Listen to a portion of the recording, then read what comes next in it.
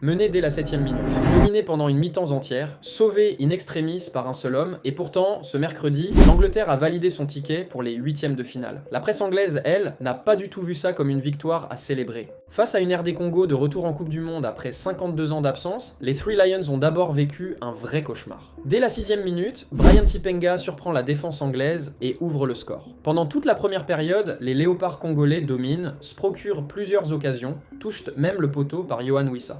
Le gardien congolais, Lionel Mpassi, multiplie les arrêts spectaculaires devant Bellingham et Kane. À la pause, les 68 000 supporters anglais présents à Atlanta sifflent leur propre équipe. Puis, dans le dernier quart d'heure, tout bascule. À la 75e minute, Harry Kane reprend de la tête un centre d'Anthony Gordon pour égaliser. 11 minutes plus tard, à la 86e, il enchaîne avec une frappe surpuissante qui crucifie Mpassi.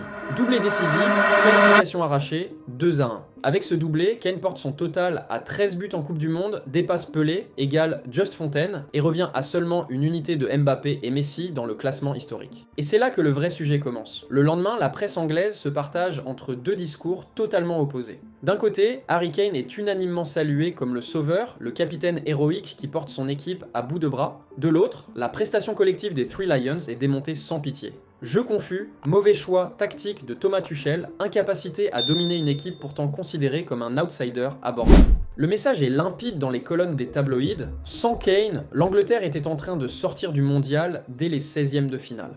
Et ce grand écart révèle quelque chose de plus profond sur cette équipe d'Angleterre depuis des années, une dépendance quasi totale à la performance individuelle de son capitaine, couplée à une incapacité chronique à produire un football collectif convaincant dans les grandes compétitions. Ce n'est pas la première fois que les Three Lions traversent un tournoi sur les exploits d'un seul homme plutôt que sur une identité de jeu clair. Et c'est précisément cette fragilité que la presse anglaise refuse de laisser passer, même en pleine qualification. Car le sélectionneur Thomas Tuchel le sait mieux que quiconque. En phase à élimination directe, ce genre de scénario ne pardonne pas éternellement. Face à des adversaires plus solides que la RD Congo, s'en remettre uniquement à l'état de grâce de Harry Kane pourrait très vite devenir suicidaire. L'Angleterre est qualifiée, mais elle n'a rassuré personne, à commencer par ses propres supporters.